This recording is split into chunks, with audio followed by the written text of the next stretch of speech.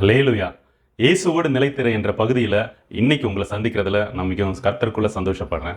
இன்னைக்கு நம்ம ஒரு வசனத்தை எடுத்து பார்க்க போறோம். அது என்னன்னா, மார்க் என்பவர் எழுதின சுவிசேஷ பகுதியில் 11வது அதிகாரம் 23வது வசனத்துல என்ன சொல்லுதுன்னா, எவனாகிலும் இந்த மலையை பார்த்து நீ பெயர்ந்த சமுத்திரத்தில் தள்ளுண்டு போ என்று சொல்லி தான் சொன்னபடியே நடக்கும் என்று தன் இருதயத்தில் சந்தேகப்படாமல் விசுவாசித்தால் அவன் சொன்னபடியே ஆகும் என்று மெய்யாகவே உங்களுக்கு சொல்லுகிறேன். ஹல்லேலூயா. இந்த வசனத்தை குறித்து ஒரு சில நிமிஷங்கள் நம்ம தியானிக்க போறோம். ஓகேவா? என்ன சொல்றாரு இயேசு கிறிஸ்து தம்முடைய சீஷர்களை பார்த்து, நீ உன் இருதயத்துல சந்தேகப்படாம இந்த மலையை பார்த்து பெயர்ந்து சமுத்திரத்துல தள்ளுண்டு போ என்று நீ சொன்னா அது அப்படியே ஆகும் அப்படின்னு சொல்றாரு. ஓகேவா? அப்போ நமக்கு இந்த வார்த்தைகளை தான் கர்த்தர் சொல்றாரு இல்லையா? நமக்கு கொடுத்த இன்னும் சொன்ன ஒரு வாக்குதத்தம் உள்ள ஒரு வசனம் இது. ஓகேவா? நீங்க இருதயத்துல சந்தேகப்படாம இது சொன்னீங்கன்னா ஆகும் அப்படின்ட்டு நம்ம சொல்றதெல்லாம் ஆகுதா? நம்மை நாமே நிதானித்து அறிந்தோமானால் நாம் நியாயம் தீர்க்கப்படும். ஏன் ஆகலைங்கிறத நம்ம இன்னைக்கு பார்க்க போறோம். ஓகேவா? ஏன் ஆகலைன்னா, முதல்ல இந்த வசனம் கிறிஸ்தவர்களுக்கு உண்டான வசனம் இல்லையா? இயேசு கிறிஸ்துவ விசுவாசிக்கிற ஒவ்வொருத்தருக்கும் உண்டான வசனம். ஓகேவா? இப்போ அடுத்த ஸ்டெப், நம்ம எல்லாருமே இயேசு கிறிஸ்துவ விசுவாசிக்கிறோம். அதனால தான் நீங்க இந்த வீடியோவை பார்த்துட்டு இருக்கீங்க இல்லையா?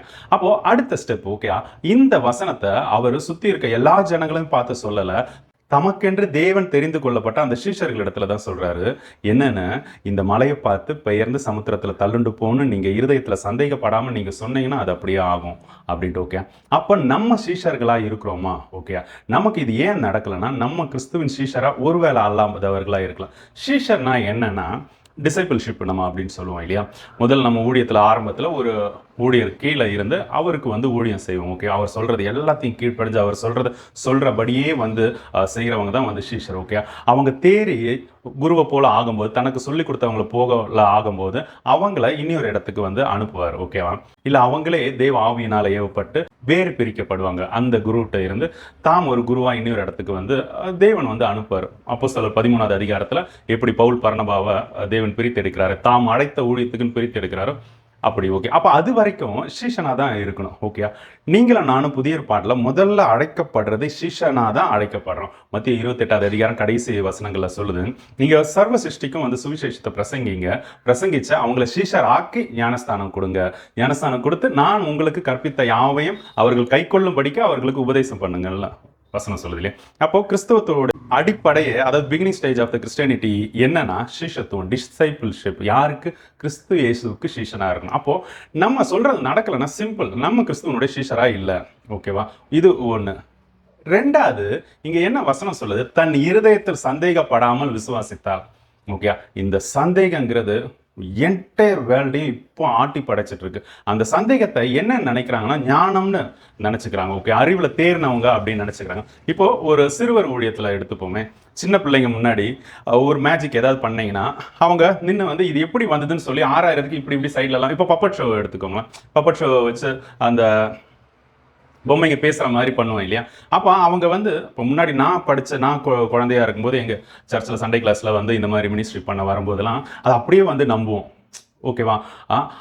அது ஆக்சுவலாக நல்லது. இப்போ என்னன்னா 6000 இதுக்கு பின்னாடி என்ன, யார் இருக்கா, எப்படி பண்ணுறாங்க, இது எப்படி வந்தது அப்படின்ட்டு இதை தங்க ஞானம்னு நினச்சிக்கிறாங்க. ஆனால் இது ஆக்சுவலாக என்னன்னா சந்தேகம். ஓகேவா?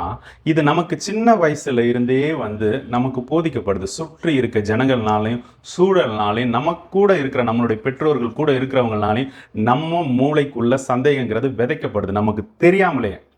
ஓகேவா? ஏதோ ஒரு வகையில். ஓகேவா? எல்லாமே சந்தேகத்தின் படிதான் நடக்குது. ஓகே, நம்ம பார்க்குறோம் இல்லையா? ஒரு போலீஸ் டிபார்ட்மெண்ட் எடுத்துக்கோங்க. அவங்கள நம்ம பார்க்கும்போது ஒரு சந்தேக பார்வையில் தான் பார்ப்போம். ஏன்னா ஆல்ரெடி நிறைய விஷயங்கள் மீடியாக்கள் மூலியமாக நமக்கு மைண்டுக்குள்ள இதுவாக இருக்கு, தவறாக போதிக்கப்பட்டிருக்கு. ஓகேவா? மேபி ஒரு சிலர் அந்த மாதிரி கூட இருக்கலாம். இப்போ வாலிப பிள்ளைங்களை எடுத்துக்கோங்க. வாலிப பிள்ளைங்கனாலே தப்பா? வாலிப பிள்ளைங்களை பார்த்தாலே போதகர்களுக்கு ஆக மாட்டேங்குது நிறைய போதகர்களுக்கு. ஓகே, ஏன்?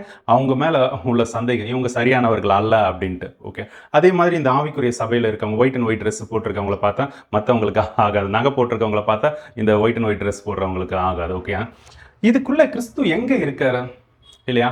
இதை நம்ம ஃபஸ்ட்டு புரிஞ்சுக்கணும். ஓகேவா?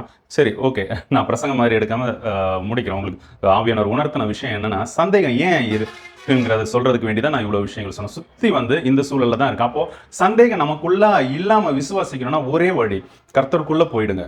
ஓகே, ஆவிக்குள்ள ஆயிடுங்க. அது எப்படின்னா, இரவும் பகலும் என்னுடைய வேதத்துல பிரியமா இருந்து அது தியானிக்கிற மனுஷன் பாக்கியவான்னு சொல்லியிருக்கேன். அவன் எப்படி இருப்பான்னா, அவன் இலையுதிராத இருக்க மரத்தை போல இருப்பான். இலையுதிராத மரமே கிடையாது இல்லையா? ஒவ்வொரு காலகட்டத்துல வந்து இலை உதிரும், திரும்ப முளைக்கும். ஓகே, அப்படியே நம்ம உடம்புல இருக்க செல்ஸும் அப்படிதான். ஓகே, வருஷத்துக்கு ஒரு தடவை வந்து அந்த செல் வந்து புதுப்பிக்கப்படும் அப்படின்ட்டு சொல்றாங்க மெடிக்கல்ல. அப்போ இலை உதிராது இருக்கிற மரம் அப்படின்னா என்ன? அது நித்தியத்தை குறிக்குது இல்லையா? அப்போ அதே போல நீங்க இருப்பீங்க. எப்போ? இரவும் பகலும் அவருடைய வேதத்தை ஏன் வேதத்தை தியானிக்கணும்னா, வேதத்துல தான் வார்த்தையாகிய கிறிஸ்து இயேசு, வார்த்தையாகிய தேவன் வந்து இருக்காரு இல்லையா? அப்போ இந்த வார்த்தையை தியானிக்கும் போதுதான் நம்ம அவருக்குள்ள இருப்போம். ஓகே, விசுவாசம் எதனால வருது? கேள்வியினால வருது. எப்படி கேட்பீங்க நீங்க? ஒரு ஊழியக்காரங்களோ இல்லை வந்து அதான் பைபிள் வாசிக்கிற அந்த சத்தமோ இல்லை சாட்சியோ இதை கேட்கும்போது தான் வந்து விசுவாசம் வரும் இல்லையா? அதுக்கு தான் அதிகமாக பைபிள் வாசிங்கன்னு சொல்றது. ஓகே, அப்போ இவங்களுக்கு ஆபிரகாமுக்கு இதை செஞ்சாருன்னா உங்களுக்கும் எனக்கு நிச்சயமா செய்வார். யாக்கோபுக்கு செஞ்சாருன்னா உங்களுக்கும் எனக்கு நிச்சயமா செய்வார். ஓகே, மோசே, பேதுரு, யாரை வேணா எடுத்துக்கோங்களேன். அவங்களுக்கு செஞ்சாங்கன்னா இதெல்லாம் ஏன் இங்க பதிவிடப்பட்டிருக்கு? உங்களுக்கும் செய்வாரு, நீங்க விசுவாசிக்கணும். ஹல்லேலூயா. அப்போ இந்த விசுவாசத்தை நம்ம பிராக்டிக்ஸ் மூலமா தான், இந்த விசுவாசத்தை நம்ம பிராக்டிக்கலா தான் வந்து நம்ம கொண்டு வர முடியும். ஓகே, திடீர்னு டக்குன்னு எல்லாம் விசுவாசம் வந்துடாது. ஒரு சிலருக்கு தேவ ஆவியில ஏவிழு அந்த விசுவாசம் இப்படிங்கிறதுக்குள்ள ரட்சிக்கப்படும் போதே வந்து டக்குன்னு அந்த விசுவாசம் வந்துடும். ஓகேவா? எனக்கு அப்படிதான் வந்தது. ஆனால் காலப்போக்கில் வந்து பயிற்றுவிக்கவும் வந்து எனக்கு சொல்லி கொடுத்தாரு. ஓகே, அது எப்படி விசுவாசத்தை நம்ம வந்து பயிற்றுவிக்கிறதுனா, நம்ம சொல்லது நடக்கும்னு சொல்லி நம்ம ஃபர்ஸ்ட் இமேஜின் பண்ணணும். ஓகே, நம்ம நினைக்கணும். ஓகே, நம்ம தேவ சாயல்ல படைக்கப்பட்டிருக்கோம் இல்லையா? அதை நம்ம ஒருபோதும் மறந்துடக்கூடாது. நம்ம எண்ணத்துக்கு ஒரு ஆற்றல் உண்டு. Okay, thoughts. அதனால தான் இந்த தூசியும் குப்பையும் உள்ள எல்லாத்தையும் உதறிட்டு நம்ம நித்தியத்தை குறித்து யோசிங்க, பிதாவனுடைய வலது பாரசத்தில் இருக்க மேலானவைகளே நாடுங்கன்னு வசனம் சொல்லுது இல்லையா?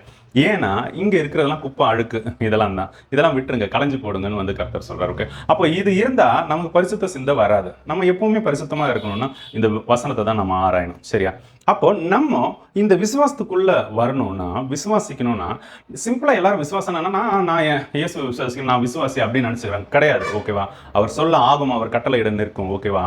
அதே ஆவியானவர் உங்களுக்குள்ளேயும் எனக்கும் இருந்தாருன்னா நம்ம சொல்றது அப்படியே நடக்கும். ஓகே, கர்த்தருக்குள்ள தேவ சித்தத்தின்படி ஓகே சொல்லும்போது அது அப்படியே நடக்கும். இதை நம்ம ஃபர்ஸ்ட் பிலீவ் பண்ணணும் இல்லையா? நம்ம விசுவாசிக்கணும் இல்லையா? அப்போ இதை வந்து ப்ராக்டிக்கலா நம்ம வந்து நீங்க வந்து இப்படி வந்து ஒவ்வொரு விஷயம் வந்து போற மரத்தை பார்த்து சபிச்சு நடக்குதான்னு சொல்லி பாருங்க. அப்படி இல்லை. ஓகே, நீங்க கர்த்தர் சொன்னா அது ஆகும். ஓகே, அதுல எந்த மாற்றமும் இல்லை. ஒருவேளை நீங்க கண்ணு பாக்குது அது வந்து நடக்கலைன்னு உங்களுக்கு லிட்டரலாவே தெரிஞ்சாலும் அதுல துளி கூட சந்தேகம் இல்லாம இது கர்த்தர் சொன்னா நிச்சயமா ஆகும். ஓகே, அது தாமதித்தாலும் அது தாமதமா இராது. ஓகே, நிச்சயமா அது நடக்கும்னு சொல்லிட்டு நீங்க விசுவாசிக்கணும் இல்லையா? அதுக்கு தான் அதிகமாக வசனத்தை வாசிங்கன்னு சொல்றது. ஓகே, நீங்க அதிகமாக வசனம் வாசிங்க. அப்போ உங்களுக்குள்ள இருக்கிற சந்தேகம் எல்லாமே வந்து போகும். ஓகே, தேவன் நம்ம கூட பேசுறதுக்கு வச்சிருக்க ஒரு வழி தான் இந்த வேத வசனம். ஓகே, அதிகமாக வாசிங்க. தேவன் உங்க கூட நிறைய பேசுவார்.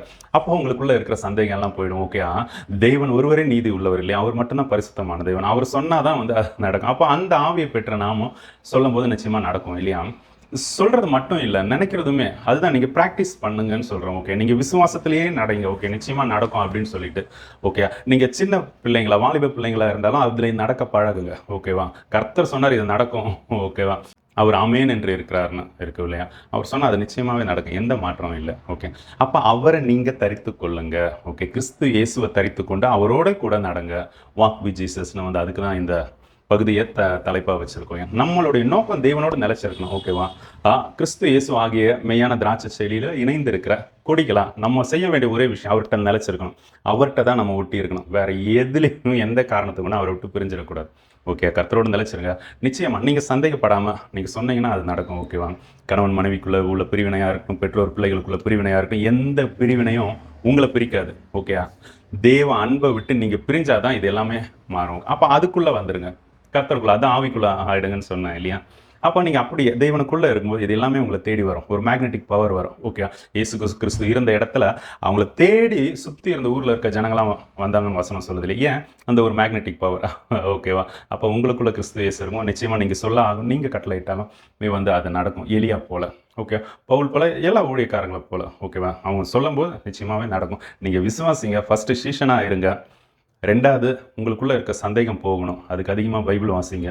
மூணாவது, விசுவாசிங்க. ஓகே, இதை வந்து நாலாவதாக வந்து நீங்கள் ப்ராக்டிக்கலாக அப்ளை பண்ணுங்கள். ஓகே, ஒவ்வொரு சின்ன சின்ன விஷயத்துலையும் கர்த்தர் சொன்னது நடக்கும்னு விசுவாசிங்க. துளி கூட உங்களுக்கு சந்தேகமே வேண்டாம். ஓகே, மேபி லேட் ஆகலாம், அவர் சொல்லிட்டாருன்னா நடக்கும். ஓகேவா? கர்த்தர் தாமே உங்களை ஆசீர்வதிப்பாராக. God bless you.